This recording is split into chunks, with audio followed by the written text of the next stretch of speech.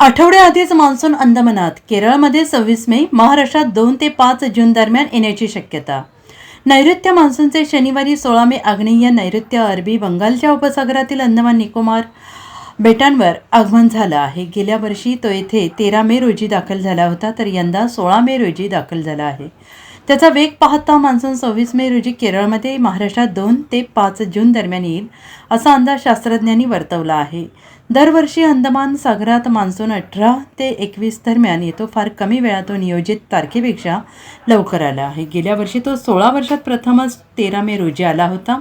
गेल्या 2 दिवसात निकोबार बेटालगतच्या परिसरात सर्वत्र पाऊस झाला आहे. या प्रदेशात पश्चिमी वाऱ्यांची तीव्रता वाढली असून ते ताशी 35 किलोमीटर वेगाने वाहत आहेत. वाऱ्याचे झोत ताशी 45 किलोमीटर वेगाने पोहोचत आहेत.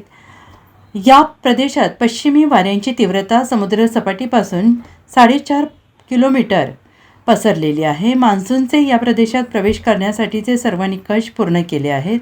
दरम्यान महाराष्ट्रातील अमरावती येथे 45.6 अंश एवढ्या तापमानाची नोंद झाली आहे. पुढील 3-4 दिवसात नैऋत्य मान्सूनला आग्नेय अरबी समुद्राचा उर्वरित भाग, नैऋत्य आग्नेय बंगालचा उपसागर, अंदमान बेटे, अंदमान समुद्र तसेच पूर्व मध्य बंगालच्या उपसागराचा काही भागांमध्ये पुढे सरकण्यासाठी परिस्थिती अनुकूल आहे. मान्सून 26 मे रोजी केरळमध्ये दाखल होण्याची शक्यता आहे. केरळमध्ये दाखल होताच तो 48 ते 72 तासात तळ कोकणात येतो. त्यामुळे यंदा तो महाराष्ट्रात 2 ते 5 जून दरम्यान दाखल होण्याची शक्यता आहे. विदर्भ, मराठवाडा, कोकण, मध्य महाराष्ट्र भागात वाऱ्याचा वेग वाढला असून आगामी काही तासात राज्यात पावसाचा अंदाज व्यक्त करण्यात आला आहे. Bureau report, SBN Marathi, Mumbai.